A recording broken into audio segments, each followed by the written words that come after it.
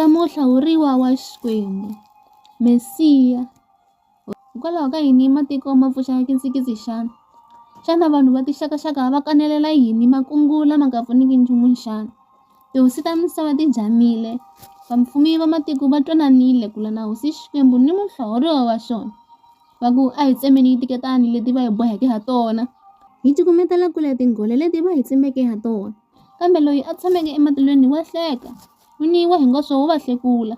Kutani u vulavula na vona a karihile, a va chayivisa hi ku kariha ka yena a ku, ndzi vekile hosi leyi ndzi yi tsakelaka emutini wa Siyoni, entshaveni ya mina leyo hlawuleka. Ndzi ta twarisa leswi hosi Xikwembu xi swi boheke, xi te ka mina. U n'wananga, namuntlha ndzi ku tsarile, kombela eka mina, kutani ndzi ta ku nyika matiko ma va ndzhaka ya wena. Misava hinkwayo yi ta va ya wena ku ya fika evugimamusi.